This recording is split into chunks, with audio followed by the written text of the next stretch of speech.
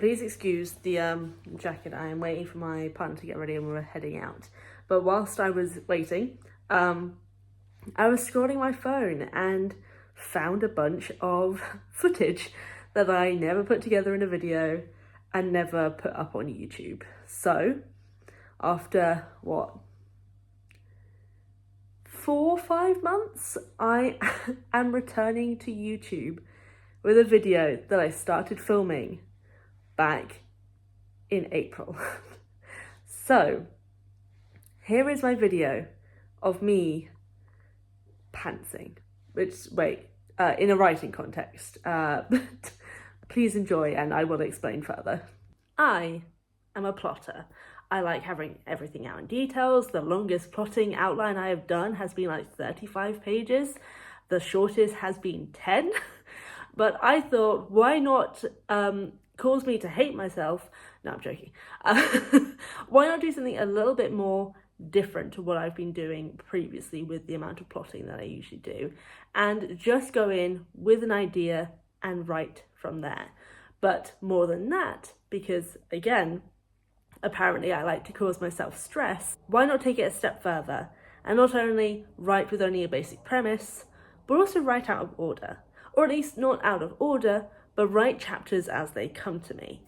I've been working on a project for my master's for one of my classes, which is to do with, it's not non-fiction, but basically to do with fictionalized fact. And I've been working on this story, which is basically the next step of me just making everyone sad who reads my books, because that is a goal in my life.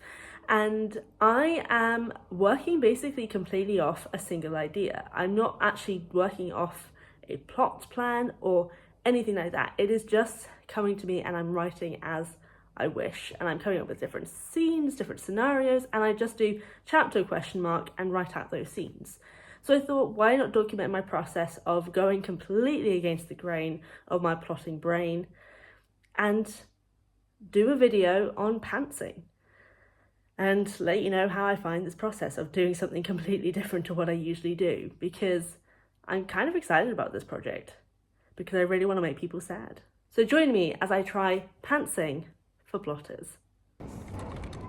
Before we get into just hearing all of the typing, I wanted to kind of go over a little bit of what I was doing with this pantsing project.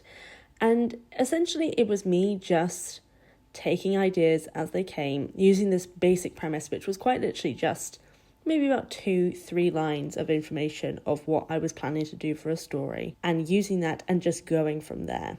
What kind of made this process a little bit easier for me is the fact that it was split over 4 years. So I was setting them in this specific period, and also every chapter was a different month. Now these months were also not, I can't even say that word. They didn't follow after one another. So it meant I was able to jump around a little bit easier and not have to cover every single thing in that year, but was also covering the things that were important for continuity, for character, for the conflict, for other plot related things that helped develop the story in a way that made it important, while also giving me the freedom to write what I wanted when I wanted, based on the ideas that came to me. But yeah, that's how it all worked. But let's now get back to the clickety-clack.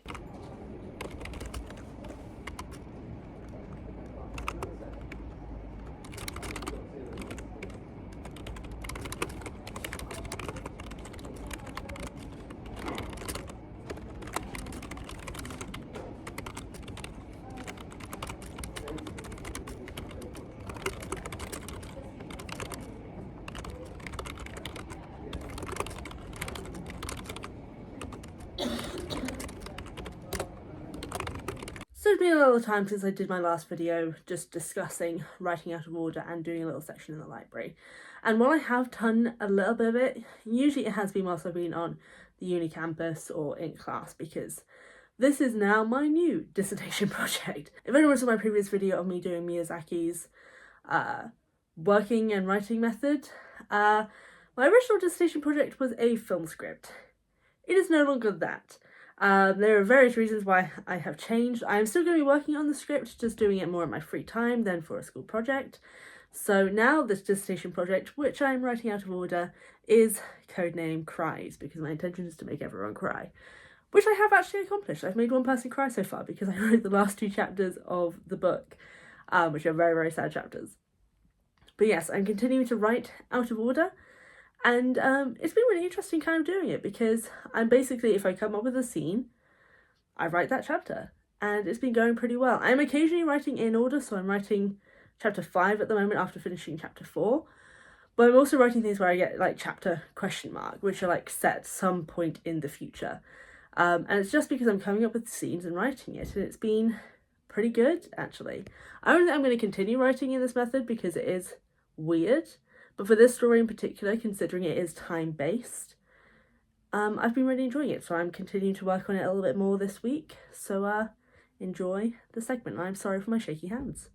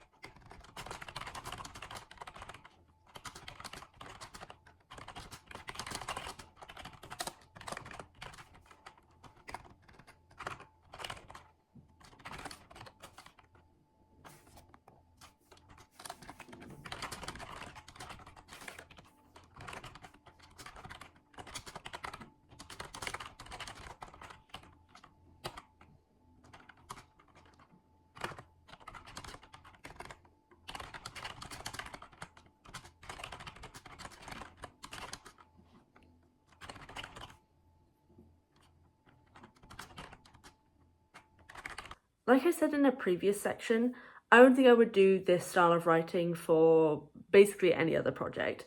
But for this one in particular, for Project Cries, it is really working.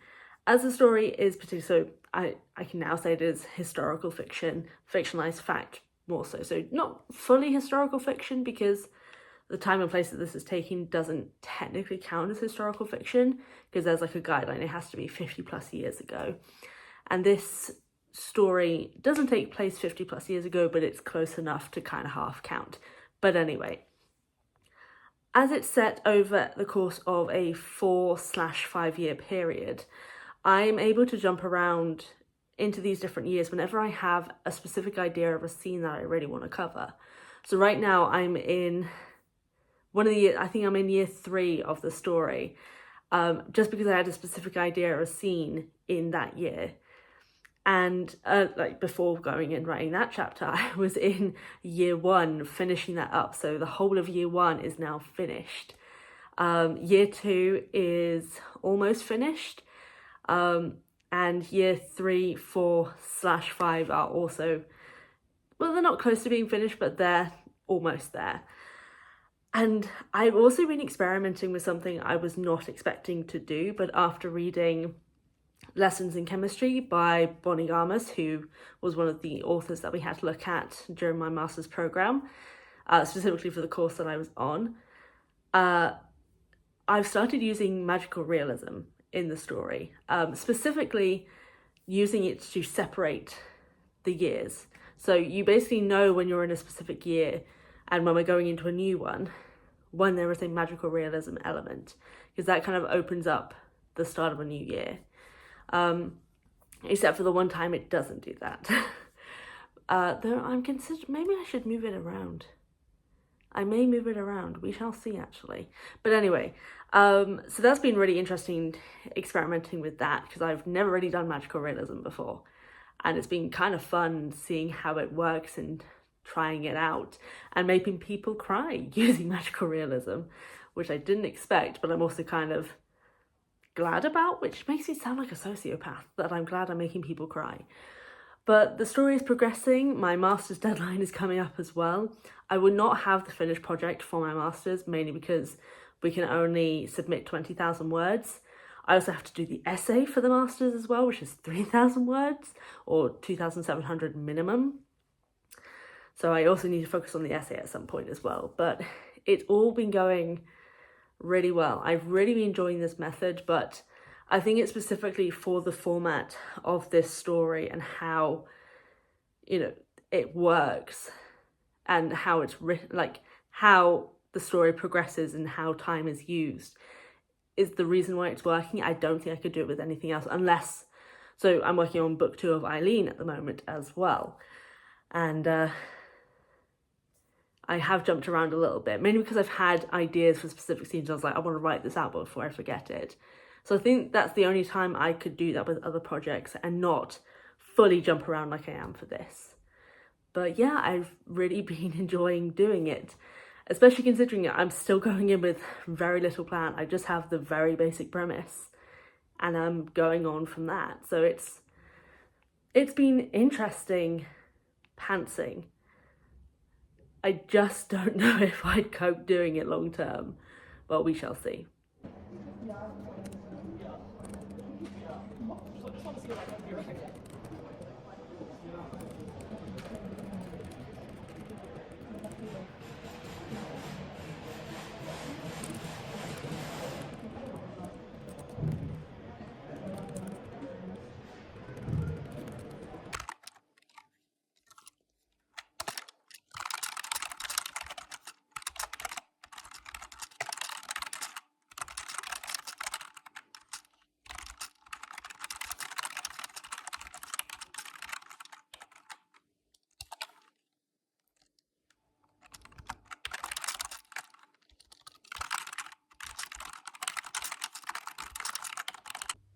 Please excuse the poor lighting. It is late at night and I have been writing most of the day.